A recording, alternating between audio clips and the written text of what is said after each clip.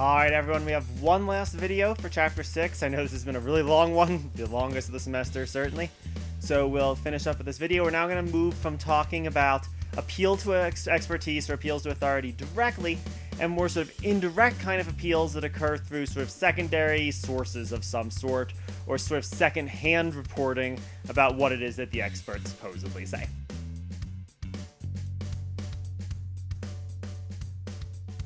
Alright, so most of the time, we don't really directly speak to experts themselves to learn about the world, or to learn about what it is that the experts have reported, or what it is that the experts have said. Usually we hear about these things in kind of second-hand ways. So maybe we get them from the news media, maybe we get them from seeing an article pop into a Facebook feed, or up on Twitter, or more commonly, even, we get those same things, but sort of through multiple levels of mediation. So, a news reporter reports what a bunch of medical doctors said on some topic, which then gets tweeted about, which then shows up in someone's Facebook feed, and maybe eventually becomes a meme or something, right? I mean, there's multiple layers of sort of mediation between us and the original expert claim.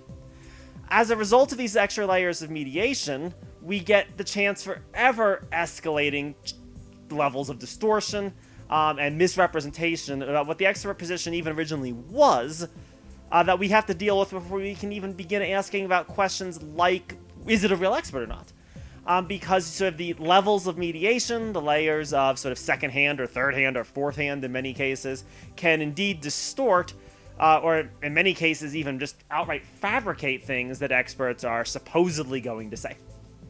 And so this creates additional hurdles to evaluating sort of real-world expertise claims that go beyond those that we were encountering last time when we were looking at appeals to authority arguments. In those cases, it's assumed that we have pretty close to immediate access to the experts themselves, or at least the people who are claiming to be experts themselves. Things get even more complicated when the original expert's actual original testimony becomes obscured.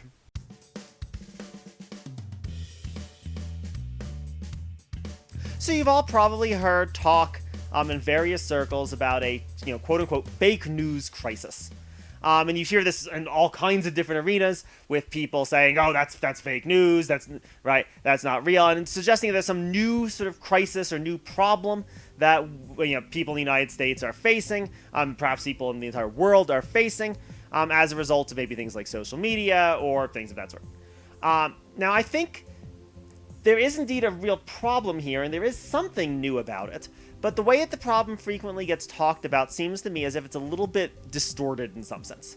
So when you say fake news, right, that almost is literally implying that there's just a bunch of false information out there.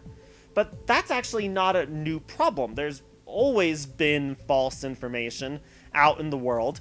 There's always been conspiracy theories. There have always been sort of bad faith actors trying to spread disinformation for their own benefits, right? I mean, you have basically sort of like snake oil salesmen in the 1850s selling sort of fake cures to settlers in the American West, right? And presenting themselves as a kind of expert when they're really not. Nothing new there. Similarly, we've had sort of problems with sources of news media that have been untrustworthy. The Spanish-American War in the late 1800s was effectively caused by false news stories that were made to sell newspapers. I mean, people have said false stuff in the past. This isn't new. What's new, I think, is really a kind of lack of agreement, and maybe even more than that, about what counts as reliable sources of information and what doesn't count as a reliable source of information. So, go back maybe to the 1960s, right, with the Kennedy assassination. There were lots of conspiracy theories about the Kennedy assassination, but almost everyone, even people who thought that the conspiracy theories might be true, sort of accepted that there were certain relatively small number of news media sources that were genuinely reliable and trustworthy sources, and that they had sort of privileged over other things you might hear, right? So if something was reported in the New York Times, that just had a certain kind of stamp to it.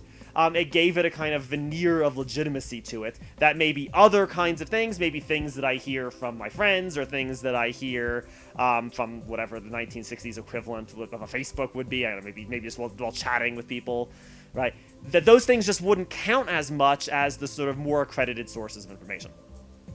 What's changed, I want to suggest, in the last decade or so, is that we now no longer really have any sources of information that there's broad consensus about as reliable sources, right? Things that can sort of be trusted as legitimate secondary sources of information. And so as a result of this, people have even started to become suspicious about the very idea of expertise itself. The very idea that there are any sources that can be trusted, even sort of the primary ones, even say a doctor. Doctor says something, well, we can't trust the doctors either. It's hard to see, if I'm characterizing this correctly, how we'd get out of this crisis. The thing that is new is that because of the internet, because of various kinds of social media platforms, there's now just way more sources for things to present information on than there were in the past. In the past, there really were only maybe, 4 or 5 national news media and newspapers and maybe 3 TV channels in the 60s, right? Now there's so many different sources of information that if you are suspicious of more mainstream sources, you can find plenty of alternatives. And indeed, even if you aren't suspicious, you can find plenty of alternatives too. So it's not clear exactly how we can sort of solve this sort of crisis or lack of confidence and expertise and in sources of information, but at the very least we can go over some questions that you can ask that will help you as best as can try to start evaluating, for your own sake at least, what sources really do seem trustworthy, and almost just make you a better educated or informed consumer of information. You know what to be looking for, you're sort of aware of the dangers that come from secondary sources.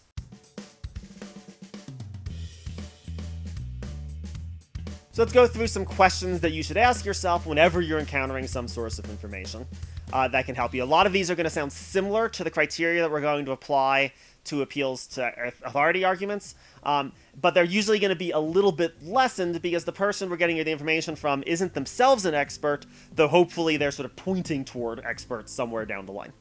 So the first question that you should always ask yourself is the quote-unquote, so the reporter, I don't mean necessarily a news reporter by that, just the person who's sharing the story with you. Is the person who's sharing the information with you, are they competent enough in the topic that's being discussed to give us a reliable summary of what it is that the experts say? Normally, people who are telling us things aren't themselves experts, right? If it's a news reporter, they're not an expert in the field they're reporting on usually. But even if it's, something you're hearing from maybe your parents or it's something you're hearing from friends, they're not necessarily going to be experts themselves, but they are hopefully reporting what it is that experts say as far as best they can tell, as best they know. So they don't have to be experts themselves in the field, these reporters, but they do need to be competent enough in the field that they're talking about that you can have confidence that they are able to sort of accurately report what it is that the experts have said, right? So you frequently see this a lot in sort of scientific context, right? There'll be some scientific study and all the news headlines will report, scientists say brown rice causes cancer. Oh my God, crisis, crisis, crisis. But then you actually go and look at the study, and it's a way more mild conclusion that's been a little bit distorted by the lack of understanding of the person who's presenting the information, right? So maybe the actual study concluded that heavy consumption of brown rice causes a slight increase in your exposure to arsenic. Maybe it increases your exposure to arsenic by maybe 5% or something like that. And that has some correlation with increased cancer rates. Long way from the actual nuanced scientific position to brown rice causes cancer. The more confident the reporter is, the more confident you can have that they're doing a good job of relaying the relevant complexities of what the expert testimony actually is to you.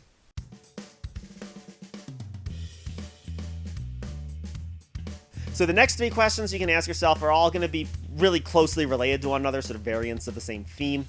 One thing you should always ask yourself is when you're getting a source of information, what are the reporter, again, this is just the person who's giving you this information, what are their biases, right? What are their sort of assumptions going in before they heard whatever they're sharing with you on a Facebook post or something, right? And also, because you said everyone has biases, right? So to what extent is the person who's sharing this information with you, are they trying to mitigate the effect that their bias is having?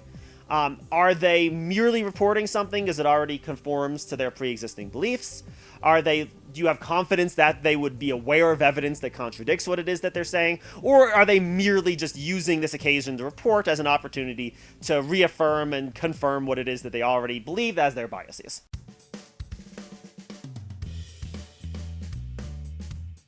closely related, what are the conflicts of interest from the sources of information that you're getting? These can be wildly vary, but usually when we're talking about conflicts of interest, we usually mean something financial more than anything else. A lot of the sources of information that we get our information from have an active interest in selling us things. And precisely what they're interested in selling us can wildly vary. A podcast maybe is trying to sell us shirts or sell us advertising, get us to continue listening for the advertising revenue. News media, similar. It's dependent upon advertising revenue, and it's dependent upon getting people to watch things. Lots of sites actually are literally just trying to sell you a product. You'll have things like, for example, people selling homeopathic medicine on the internet and really trying to present all this evidence in favor of homeopathic medicine, and yet their stated goal is to get you to buy the product. That's a very serious conflict of interest. You'd suspect that as a result of that, they're going to be very unlikely to present you with evidence that disagrees with their sales pitch. So another thing to check, what's the conflict of interest? And again, to what extent is that conflict of interest being mediated? One nice thing about most traditional sources of news media, at least, is that there's what's called as the sort of a firewall between the editorial decisions that the news media makes and the advertising decisions. So the people who are involved with selling the advertising don't really interfere and don't really come into contact with the people who are reporting stuff. That's not always true, however, in other, maybe less reputable, less mainstream media. So it's something to keep an eye on. What are the conflicts of interest, and what steps are being taken to mediate or minimize the negative effects that those conflicts of interest have on the report that's being made?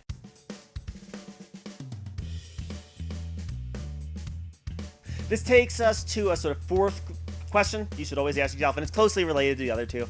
More generally, or more broadly speaking, why is the person who's sharing some piece of information with you sharing it? Why are they doing it? What are they going to get out of it? And there can be all kinds of different answers. Maybe they're trying to sell you something. Right? And again, that should raise some conflict of interest questions. Maybe they're trying to just confirm something they already believe. Right? They're just sort of repeating some sort of maybe information that you're worried is biased, because it's sort of just all it's doing is confirming what they already believe. But there's all kinds of other reasons people can present information too. Maybe they're just presenting information because they found it interesting, or because they had some sort of honest curiosity just in the topic. Maybe we've all seen this. Maybe they're trolls. Maybe they're just trying to share information to get people angry, right? To inspire passionate feelings in people. That again should make us pretty suspicious if that's what's trying to be done. Maybe people are sharing some piece of information just to feel good about themselves, right? To make themselves look good in some way. Again, that's reason to be suspicious about that as sort of the motive behind things. This idea of just being aware of why people are saying things, I think just almost just encapsulates all of the other questions that we're going to talk about, right? Like, I'm amazed at how often people will complain about bias in one source of media and then go to some other media source that's just as biased, just in the opposite direction. Right? So where they weren't really concerned with the question of the bias, they were just concerned with the fact that the media that they were getting wasn't confirming their pre-existing beliefs, right? They just liked one set of biases over another set of biases. I mean, all things are going to have a bias. That's no reason to dismiss them. It's a reason to consider to what extent that bias is influencing what's being reported, and then encouragement to experience and to acquire information from a wide variety of different sources, including ones you're not necessarily going to agree with to start with. And sort of being aware of why people are saying what they're saying can be a great way of sort of starting this and almost just framing to yourself the ability to sort of think more critically about the information you're exposed to.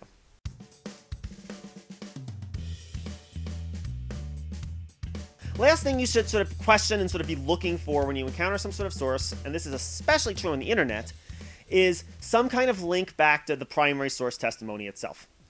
Wikipedia is actually a pretty good source. The reason why it's pretty good, it's been shown to be about as reliable as encyclopedias were back in the day. And part of the reason for why is that Wikipedia actually has pretty strict footnoting standards. So that if you read something on Wikipedia, say it's a science article, the standards by which those things have to be sort of footnoted and sort of referred back to the primary source is reasonably high. So if you read something on Wikipedia to get some sort of general knowledge on the subject, you can then sort of go down to the bottom of the article, follow the footnotes back to the primary sources, and confirm that the primary sources, the actual original experts, really are saying what the article says that they're saying. And the internet makes this even easier than it ever was, because it's usually just links. You can just click on the link and get to the original source in some sense. The primary sources, particularly if it's in an academic context, we should hope that they're peer-reviewed, right? So that's still a relevant criteria in this capacity, right? I mean, if I'm hyperlinking to an article trying to sell homeopathic medicine and evidence that homeopathy is good, that's probably not a peer-reviewed source. I should be looking for peer-reviewed sources, but I can at least check and see, are the sources being cited, in fact, themselves peer-reviewed?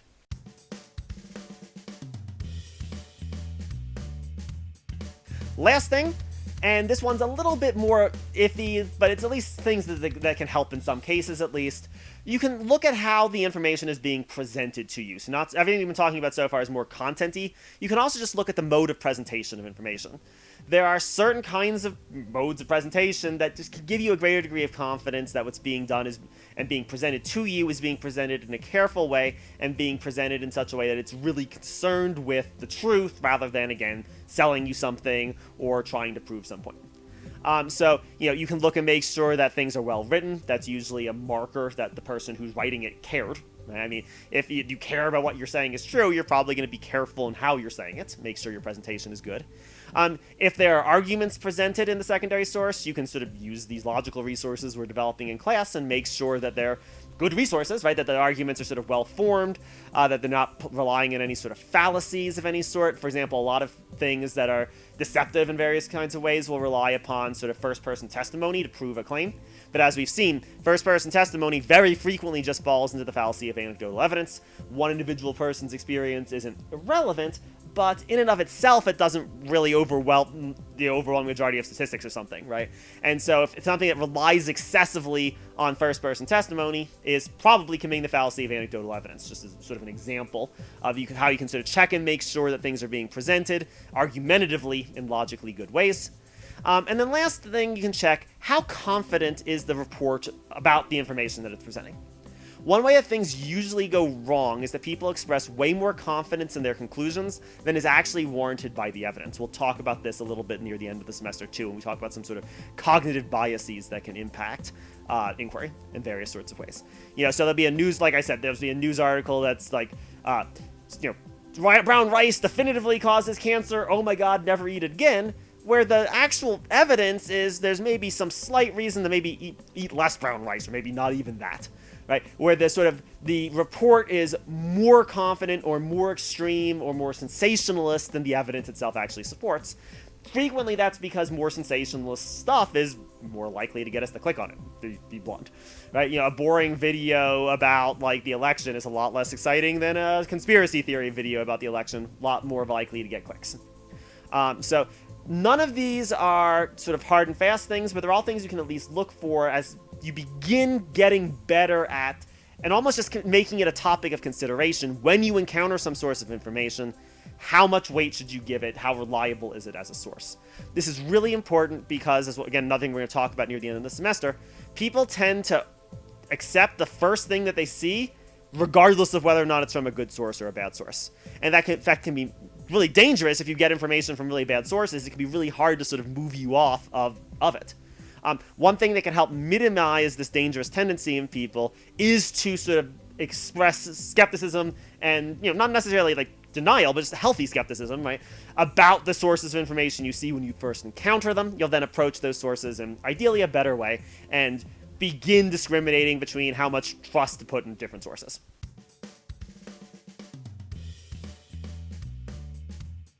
All right, that's going to do it for this week. Very long week. I know, a lot of videos, so I'm sorry about that. Shouldn't be anything like this from here on out.